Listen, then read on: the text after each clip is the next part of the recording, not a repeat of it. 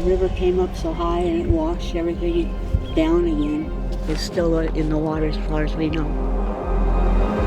We should have started there. You think he's there? There might be more than one there.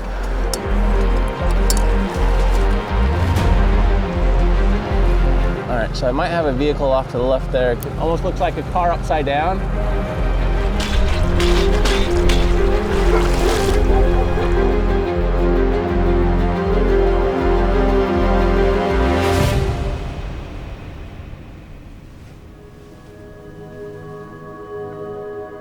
Today we're bringing you in a case that is over 20 years old in Gold Beach, Oregon. Now on November 13th of 2004, August Richard Schwabenland goes missing. We have a bridge over here that crosses over the jetty area here from Gold Beach, and 3.5 miles upriver there was the very last time that August was seen. I spoke with the chief of police, who was one of the investigators back 20 years ago, and he said he was doing some shopping. There's this little grocery store, Rogue River bar and tavern. And August was seen heading downriver to his home that is directly across from where he was last seen. So it's kind of like a 6.5, 7 mile loop that he comes across this bridge. And he was reported by his caregiver on November 16th that August is missing. Now, the day that he went missing, he did pull out $200 from the ATM, but nobody has seen him since. So now we have to come into this 20 years later, and there's very little information in this. The chief of police says, yeah, we put a diver in the water, but the waters were so murky at the time, we were not able to locate a vehicle. So they do suspect water as well.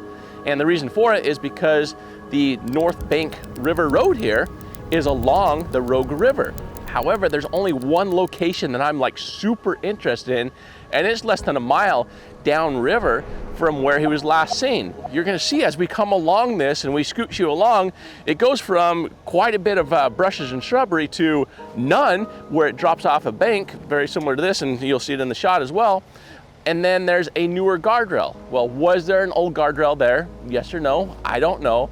But guardrails only go in for a reason of, hey, we've had a lot of issues at this location. So maybe in the past, law enforcement has pulled out other vehicles, but they never did find August's vehicle at this location. So we're gonna put heavy emphasis on that location today. There's a boat ramp just to the east of the tavern. We're gonna check the sandbar coming past that, and then straight across from the sandbar is where this area of interest is. If for some reason I don't find August there, we're going to jet down to the pizza joint here, where if August went and he made it to this bridge, he's heading back upstream. He also has medical conditions. So what if by chance he's coming around this corner right by the pizza joint, medical condition, and he ends up in the water on the way back to the RV mobile home park where he does live. Now, in the event that we don't find him at those 4 locations, we're then going to pack the boat back up. We're gonna head upriver 10 miles because the chief said if by chance August was, had been drinking and he wanted to avoid law enforcement and not come into the, residential area, then August may have headed upriver to the east, crossed over the Lobster Bridge, and then come back to the west down to his place off of Jerry, I think it's called Jerry Flat Road. However, again, the witnesses said August was heading downriver, and we're gonna go see if we can find him in the river right now.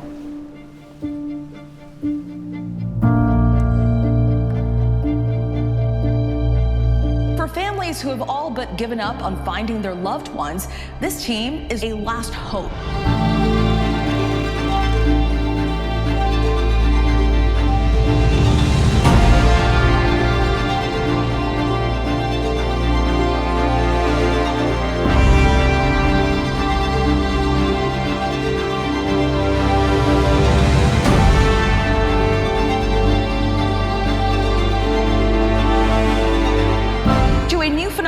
Civilian divers cracking cold cases for free.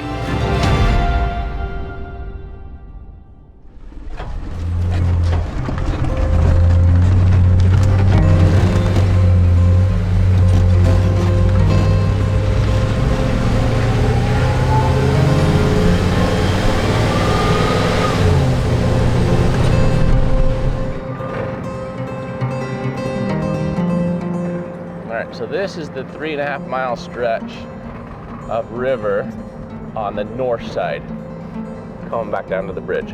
Now we'll want to look and identify if there's any other like And see, there's actually a location here. Depending on how deep it is. So before we make it to the pizza joint, we'll want to make sure we hit this section as well. All right, so this right here is my most probable location for August that we're going to find him.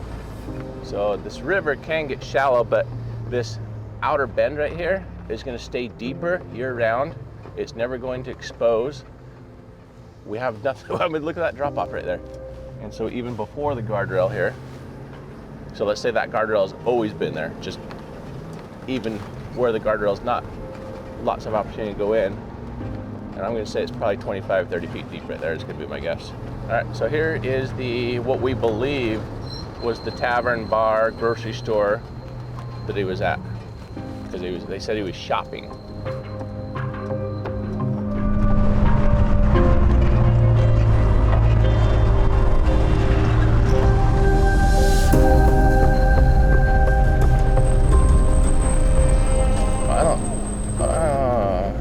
This whole thing is really tight. I don't know if this is public, private, what the story is with all this. I'll ask this guy.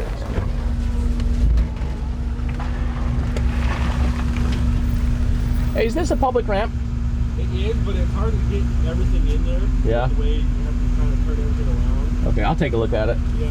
All right, cool, thank you. All right, so definitely tight. Doable once I get turned around.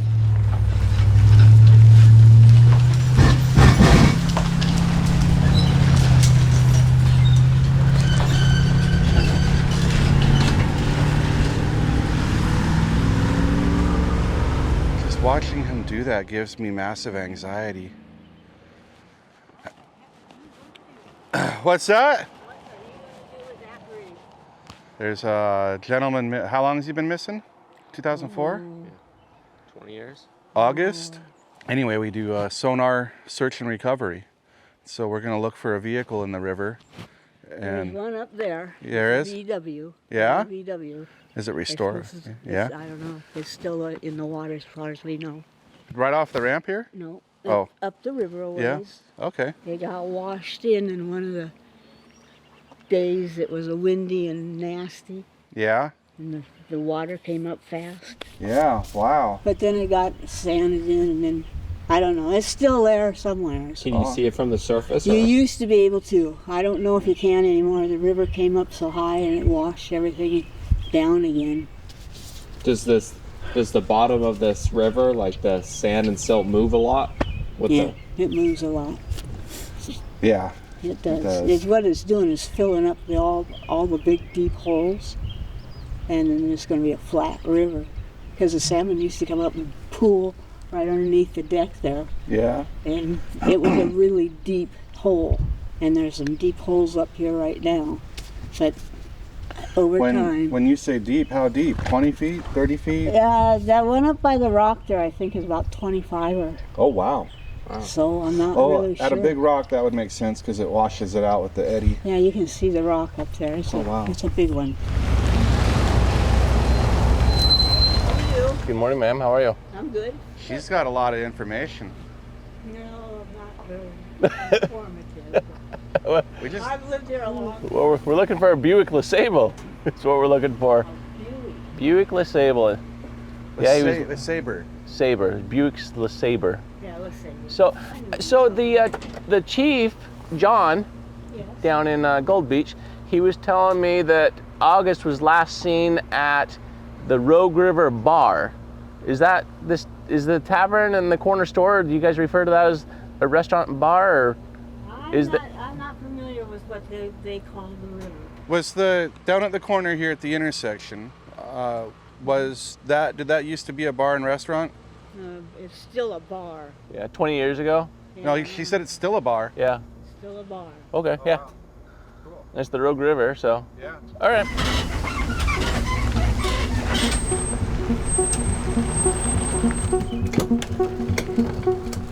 So we're gonna test out this new underwater ROV. It's a lot smaller and compact. In years past, I've had other ROVs, and they've just been so big, so bulky. A lot of juice required to actually run them. This is a lot smaller and compact. It has its own little reel. packs up in the backpack. And so for, let's say that we have like a little eddy like this where there's no current, that we're not out in the river, it's more of a lake, we should be able to, and we have clear water. So if we locate a vehicle, I don't have to come back up river, I don't have to locate Matt, I don't have to get suited up, I don't have to waste an hour and a half of time suiting up to dive on a vehicle that may or may not be the vehicle in question. So this allows us to mark it either with a magnet or our grappling hook, run this down the line, and then identify if it's what we're looking for. Do you have to download an app for it? I don't know. Does it have instructions? Yeah. Well, there's a book. Okay. Alright, what do the instructions say for an app? For a nap? Oh, I'll take a nap. For the app. Oh, I haven't gotten that far. What did you spill on the side of the boat already? What happened? What did you spill on the side of the boat? I don't know. It's already dirty. Oh, probably Kate getting in and out. He likes to just stand in the boat he likes to always be the first one to stand in it for some reason. Well, he likes to stand in it while it's sitting on rocks. Yeah. Yeah. He did that already. Yeah, I know. Alright, it says done now. We should be good. Do we need to test it here? Are we good? We could test it real quick. Alright, let's test it. It's not probably better to test on the boat ramp versus out in the middle where it's 30 feet and it just drops. Bye. Yeah.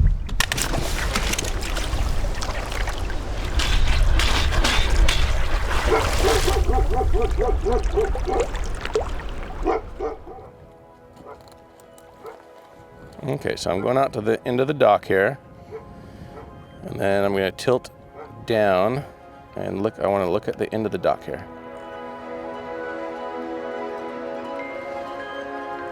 All right, well, we're going to go out. Okay, so let's go down. Right, close to the bottom. Let's tilt back up a little bit.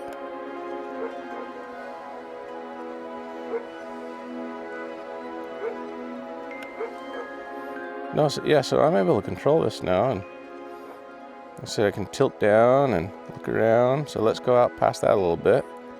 Stay focused on the bottom a little bit. Yeah, this is so much better than the other one I had, because the other one would just kick up the silt and sediment on the bottom so much.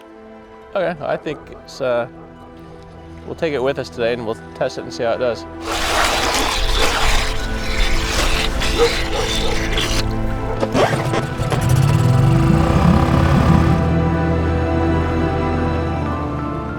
Oh yeah, we're only a 1.5 feet deep here though.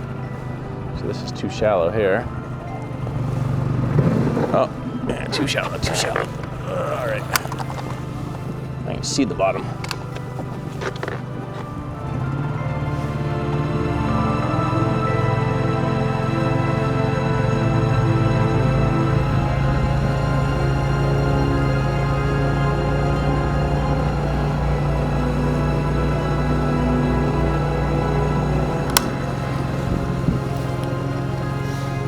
Feet deep.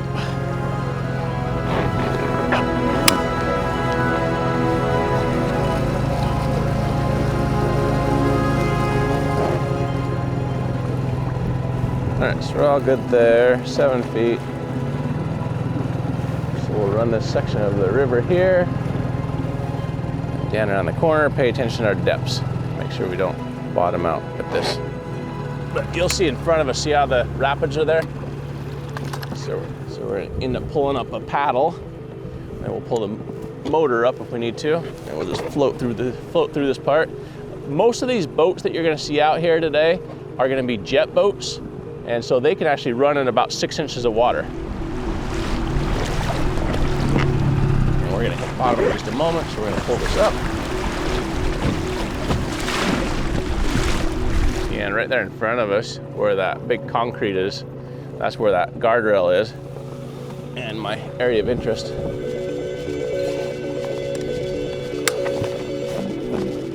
Got some bears up there, Cade. Bears. All right, 20 feet now we got.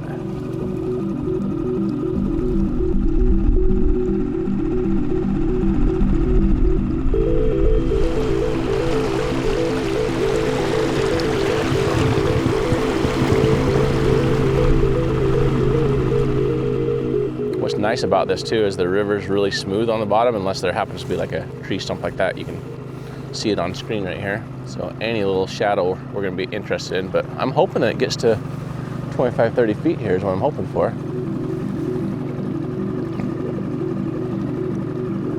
Oh yeah, see, now we're dropping 12 feet, 13 feet. Here's our hole. He's gonna be down there. Yep, 20 feet. We're currently doing 5.5 miles an hour, so we're going too fast for a good scan, so we'll turn and we'll come back upstream with it. So if we do find a vehicle, it's gonna be too fast for the little ROV that we brought with us. All right, so I might have a vehicle off to the left there. It could be just some rocks also. So we'll come back and check those in a moment. Here's another little eddy hole right here. Could go into that. But I'm interested in this right here. Look at that. There's something there too, look, right there. Let's go a couple of different directions on that one. All right, so that's what we were interested in. That's on live.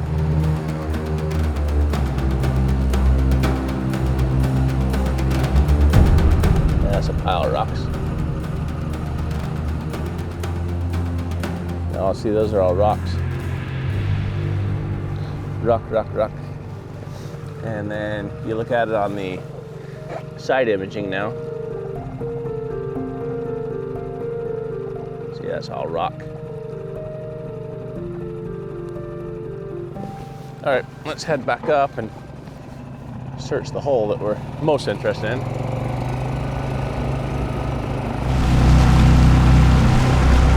Okay, so I have something back there I want to check. This right here. Right there. Almost looks like a car upside down. So it's more in the eddy section, up on the closer to shore.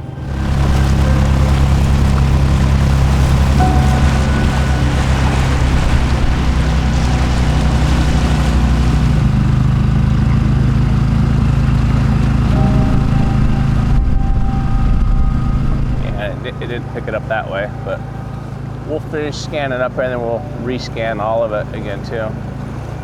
But I'm not seeing it on live down or side on that one.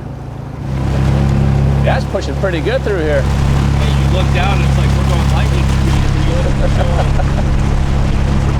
Yeah, we're only doing 2.5.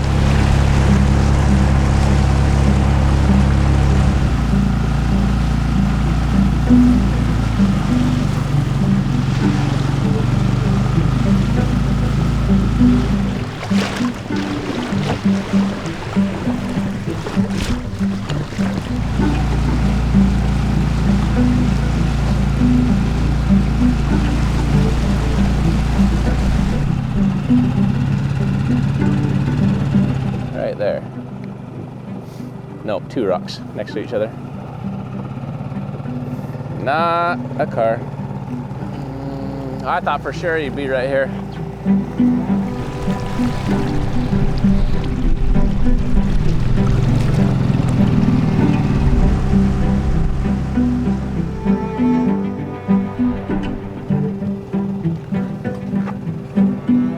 So this would have been the, like, what I would call an accident location, but it could be an on-purpose location as well. So we're gonna scan from that boat ramp down 100 or 200 yards right here. And looks like it comes into a little deeper hole.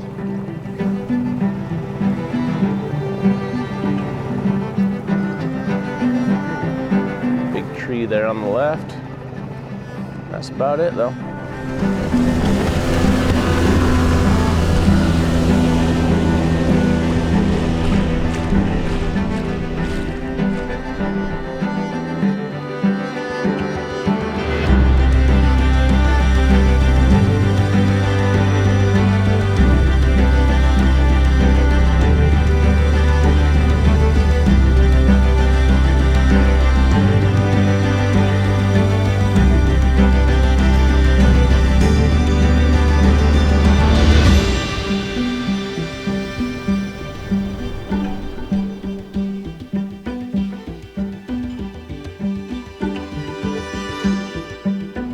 I'm already aware of it, and we might hit that as the last location today. You're gonna see a pond on the right-hand side. Stop, and if there's a place to park over there, and just put a visual on it, see if it's deep enough. If it is, then we can go back to it with the little RC boat and scan it later if we don't find August in the river here. Because it's right off of the road where he could have had an accident. The one thing that we have to also keep in mind is that, remember Tammy Goff episode? Did you watch that? A little bit. Up in Montana? Yeah. So it was not a accident location. I mean, clearly she chose to drive herself into the river. But where I'm going with this is we have to keep in mind a lot of these. I wonder if I had to go down there. Oh, I think I was supposed to go down there. Is that she chose to drive herself into the river, and it was at somebody's house at one of their private little ramps. We just have to be mindful of it and look for, hey, do they have like a private ramp that we need to make sure that we're scanning on our way down.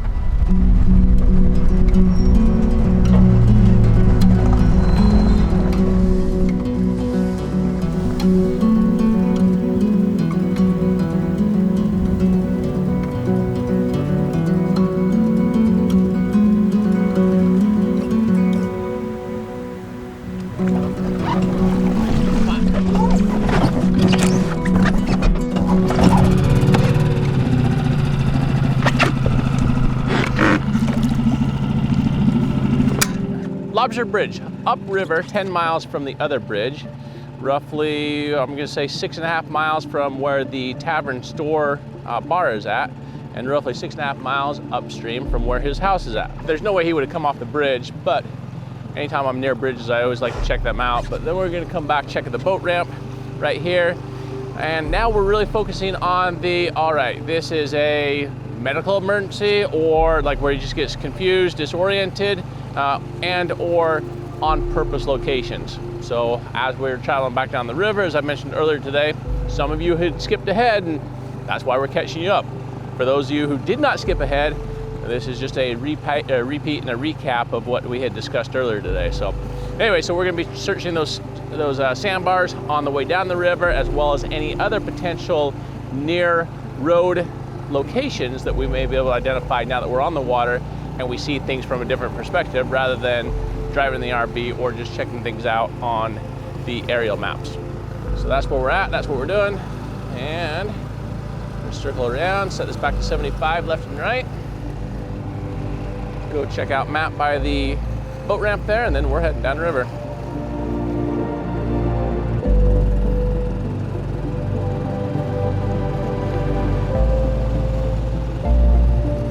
So probably hang here for about an hour and then start heading down.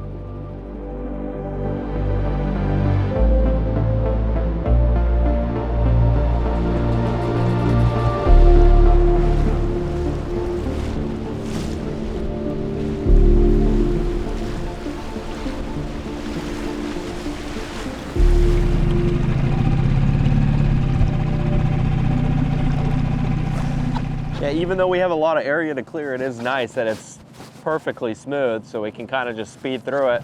Yeah, because if anything pops up, then we'll be able to focus in on it. Like that, whatever that was, which we're doing 5.5. So now let's go focus on that and see how tall that actually is. Because when you're going too fast, it'll shrink it. Yeah, it makes it smaller, but we still get the height out of it. So if you look at the two on the bottom, you can tell that it was about 4 feet tall. But now we're only 7 feet of water where it's going to be at, so in summertime, people will be able to see it. So now you can see it on the left-hand side. So see how it's a lot longer now? So focus on this right here. Okay, now I'm going to scroll back and show you what it looked like a moment ago right here. So that was shorter, going faster at 7 miles an hour. This is now coming across at 1.5, 2 miles an hour. Makes it a lot longer. We can tell that it's just a pile of rocks there. Now, a lot of times also in other videos and episodes, you've seen me also say, hey, you need to be scanning upstream for the best possible resolution. And so you'll see that that's what we did. So even though I picked up the shadow, like I have it right here on the side, that we just went over it again, at, what are we doing, 5.5 miles an hour, for me to really understand what it was, that's why I turned and I went upstream, so that way I could control my speed at 2.5 to 3 miles an hour to give myself the best, most precise reading to identify what that object was. All right, so look up ahead. You see the truck coming there. That's the, looking like a park ranger, Forest Service ranger. I think that's a little too far from the river, but we'll go ahead and pull a little closer over there. Scan it just to make sure. You never know when the vehicle's traveling at a higher rate of speed, it can absolutely come and make its way all the way across there. In fact, we saw that with the school teacher that was missing recently here in Oregon. So she covered a lot of territory coming down the mountain that morning, hit some ice, and unfortunately ended up in the river. She was, I don't know if you guys saw the update on that one, but she was found 2 months later. We'd gone in, we'd done a couple searches. Her truck had already been found, and so we were doing river searches looking for her, and we were never able to locate her, but she was found another 7 miles downriver from where we were searching. We did not make an episode on that one. So, no, we did not, yeah, so we did not make an episode on that one. There's some cases where especially cases that are brand new, it's just way too sensitive for families for us to be bringing cameras in. Whereas when the cases are much older, 2 months, 6 months, 20 years, the family wants to get the information out there and spread awareness as to what's happening. Whereas when something newer happens, it's like, can we resolve this sooner than later? And we don't want people calling us and asking us questions. And so we do everything we can to be respectful. And at the same time, some of these cases, we do end up having permission from the families, and they don't mind us spreading awareness right out of the gate, such as Eddie Pullen. His dad called me. He'd only been missing for 2 weeks. Hey, I've seen everything you've done. Yes, please record it so that way other families can find you the same way that we found you. And they want us to spread the message and awareness of what AWP does and what we're capable of. But at the end of the day, we could not be doing it without each and every one of you. So right now, I'll give you the little pitch of, please go subscribe to us right now. It is absolutely free, doesn't cost you a dime, and simply by watching these videos, those little annoying ads that pop up on these videos, well, we get paid like 1/2 cent for each one of those that pop up. Well, actually per viewer, not for each one. So let's say that there's like 3 in this video that you hit the skip button on, we'll make like 1/2 cent on that. And so we appreciate you being a part of that with us. We also do have a subscription. With the subscription, our way of saying thank you is to give you the videos early. So we normally release them a week or 2 early to our members.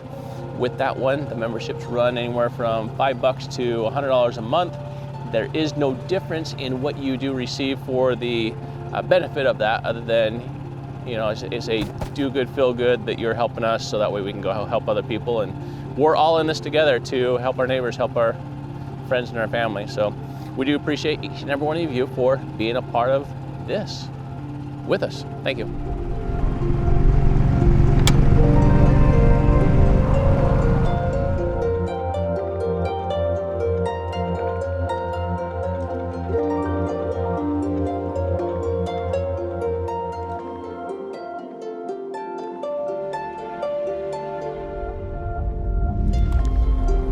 So I saw Matt pass down the road just a second ago, so we should see him at the boat ramp here. Backing down any minute here. He might need some help backing down, so I might have to jump up there and help him. That didn't take too long. What did it take, 2 hours?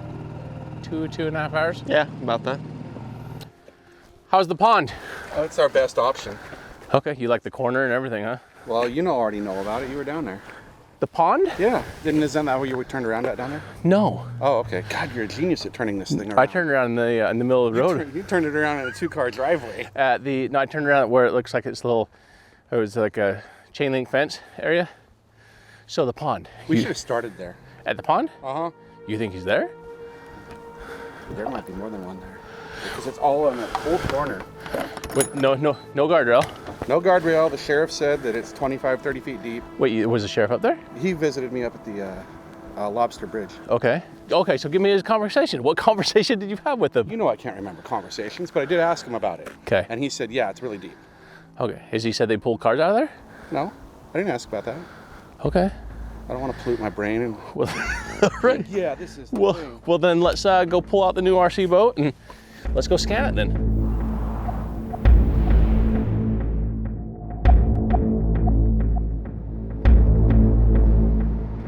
right, here's this pond. And yeah, you're right. I mean, you just come flying right down here and you go right off and in, straight ahead. I bet it's got some depth to it. We're way above the river here. Go above the river? We are above the river here a lot. All right, you wanna go with me? You wanna go front, back?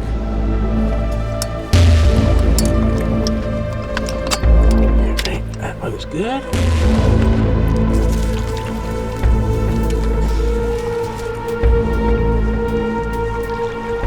Alright, now I gotta back it up. This is the first official job that we have for this thing.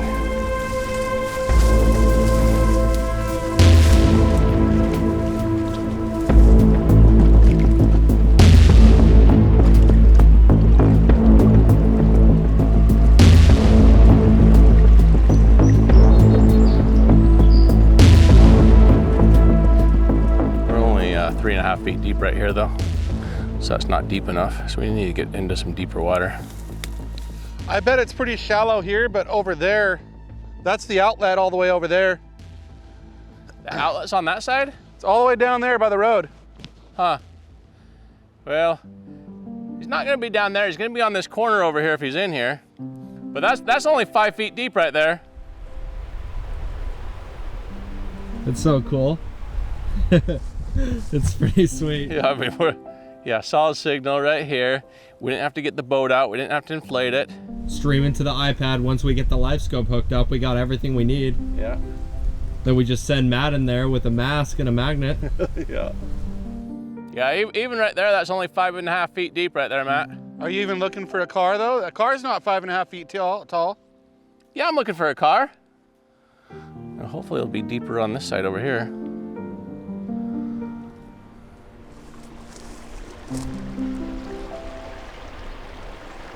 It's so cool. I'm really happy with this. This might be the best thing you've ever made. I'm not gonna lie. Well, I made 2 girls. They're pretty good too. Yeah, it's only 4 feet deep here. This thing's gonna make us gain weight. We're not working out anymore, not lifting the boat in and out. Yeah. Just driving around, moving the little thing in and out. You get chicken arms. Yeah. Hey, watch this. You haven't seen this part yet. Ready? I'm just gonna do a straight 360 with it. All right. There you go. Let's keep going here.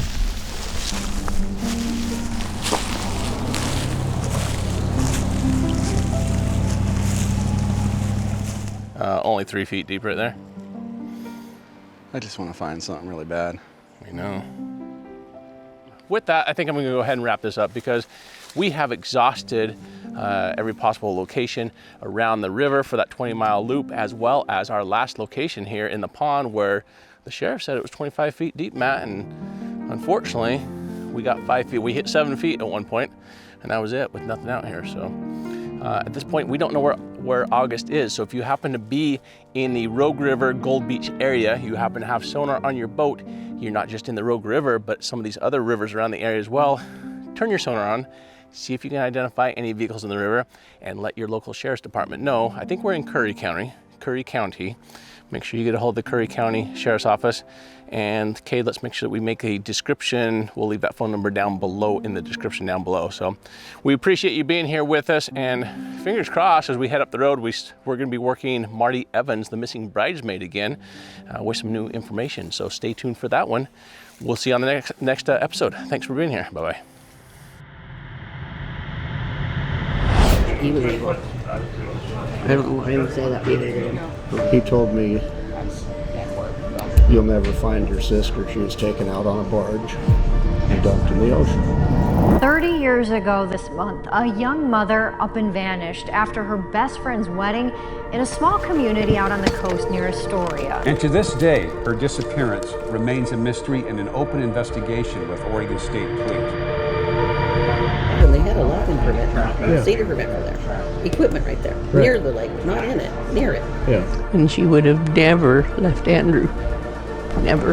Everything about this case just doesn't make sense. Did she leave on her own accord? Is this foul play? I just keep coming back thinking I must have missed something. Your heart and your mind tells you to keep right on going.